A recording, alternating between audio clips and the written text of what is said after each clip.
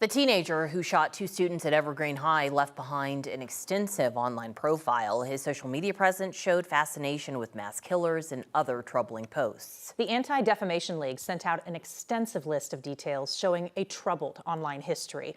Kevin Vaughn from 9 News Investigates has been sorting through this afternoon. He joins us now. Walk us through what you've learned so far, Kevin. Well, Jenny and Alex, this young man did have a widespread presence on a number of social media platforms, some of them very disturbing. According to the ADL, long before Wednesday's shootings, this young man developed a deep fascination with other mass shooters. That included 2 teens who murdered a dozen students and a teacher and wounded more than 20 others in 1999 at Columbine High. The ADL's report also said he had expressed neo-Nazi views and was active on a violent gore site. He also commented on a forum dedicated to gore about other mass shootings, such as the one at Parkland, Florida in 2018.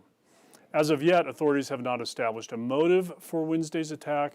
It's also not known where the young man got the revolver he used or whether the students who were shot were targeted. Reporting live in the newsroom, Kevin Vaughn, 9 News. Kevin, 2 days later, but is it unusual for them to still be gathering information kind of piecemeal like this? Alex, the shooter is dead, so obviously he cannot provide any information that would be helpful to investigators. And as we've seen in prior incidents like this, it often is a piecemeal situation where we learn new details, and that's because the investigation takes time. There's a lot of people to talk to, all of that sort of thing. So this really is not unusual. So much work still to be done. Kevin, thank you for those updates. Students at several Jeffco high schools walked out of class today, calling for an end to gun violence and, of course, supporting their fellow students at Evergreen High School. 9 News followed students at Stanley Lake High School and Golden High today. Students and staff tell us there are more walkouts planned for next week as well. 9 News reporter Steve Stager is live in the studio with more on their message today. Yeah, the biggest group we saw today was a group of seniors at Stanley Lake High School. They walked out this afternoon and lined Wadsworth holding signs. The leaders of this group tell us they started planning it in a senior Snapchat conversation on Wednesday afternoon, right after news of the shooting made its way to their school. A smaller group of students walked out of Golden High School as well this afternoon, with staff members telling us that school is planning a bigger walkout next week. Stanley Lake seniors said that their turnout was bigger than anyone expected, and their message is united. What happened in Evergreen hit too close to home. We and the staff feel unsafe in our schools and just anywhere in general nowadays. Like, we're always in fear something's gonna happen. But I think we're all a little scared and definitely frustrated with how often these things happen and that it could happen to our school at any time. You heard it in the audio there. At both locations today, passing drivers honked their horns to show their support. As I mentioned, the group we ran into Golden told us more walkouts may be planned for next week. Live in studio, Steve Stager, 9 News. Yeah, as the healing begins, it's nice to see kids their own age, right? Like these high school students leaning on each other and being there for each other. Kids who we've talked about have grown up in this atmosphere of being under lockdown and doing these lockdown drills and understanding this more than a lot of us do. They're dealing with a lot tonight. Sure. Steve, thank you. Tonight, a memorial is growing honoring Charlie Kirk. This morning, we learned the FBI and Utah officials arrested this man, 22-year-old Tyler Robinson. Video released last night showed the shooter escaping the scene by jumping off a building. Officials say a family member turned Robinson into police after seeing the photos released. Investigators have not said anything specific about a motive, but family told them Robinson had become more political in recent years. Today, people have come from all over Utah to pay their respects to the conservative commentator.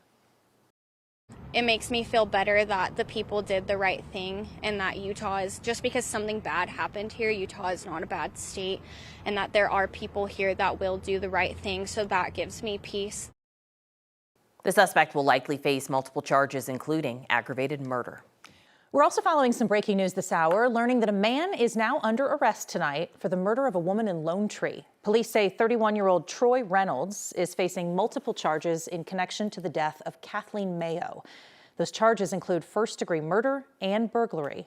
Mayo was found dead in an apartment last week when officers were responding to a welfare check. Police told us Mayo drove part-time for Uber and Lyft, but have not said if that played any part in her death. Police did not release any more information about what led them to arrest Reynolds. Right now, we could be seeing some rain in various spots around Denver. Our weather impact team is tracking some storms that are passing that could mean using the wipers on your Friday drive home. Those clouds have been threatening us all day. Chris Bianchi. Exactly right. Windshield wipers definitely going to be in the offing here as we head over the next couple of hours of showers and storms for us across the western slope. Getting some approaching us in our southwestern foothills as we speak, but those shower storms pretty widespread for us, especially, again, a little unusual. I've been talking about this all day long. That's fairly unusual here in the middle of September that we've got this much storm activity across the western slope. This is not a part of the state that we typically associate with getting widespread storms. We've got that right now, at least for this time of year. In the Denver area, right now, just some fairly benign showers and rumbles of thunder. Some of these are approaching Denver from the south and the west. I suspect most of this is going to fall apart as it downslopes off the Palmer Divide and our southern foothills. Closer look in, there's some thunder showers. This would be out by Sedalia and getting closer to Roxborough Park. We're seeing some of those thunder showers. Again, watch out for one or two of these to reach the Denver area within the next hour or so. Might be using those windshield wipers, as you just heard from Jenny a second ago. Otherwise, showers and thunderstorms we head over the next little while. Alamosa and the San Luis Valley. How about this?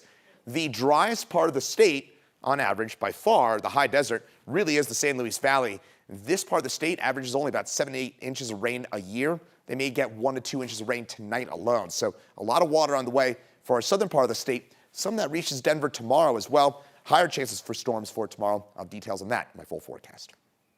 The search for a missing kayaker at Carter Lake has switched to a recovery operation. Today, part of the lake was blocked off from public access during the efforts. A 911 call came in around 5 yesterday afternoon, reporting a man in the water near a kayak, but he wasn't wearing a life jacket.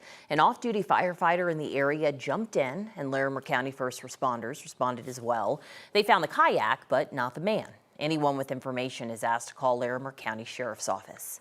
Today, former funeral home director John Halford rejected a plea deal, saying he wants to go to trial. According to the district attorney's email that went out to victim families, the prosecution offered Halford a plea deal to serve 30 to 50 years. Now that he has rejected it, he's scheduled for trial in February. They think that'll take at least a month. Halford's facing 191 counts of abuse of a corpse, along with his wife Carrie, for the nearly 200 bodies found at the Return to Nature funeral home. John Halford already has been sentenced to 20 years in federal prison in a separate fraud case.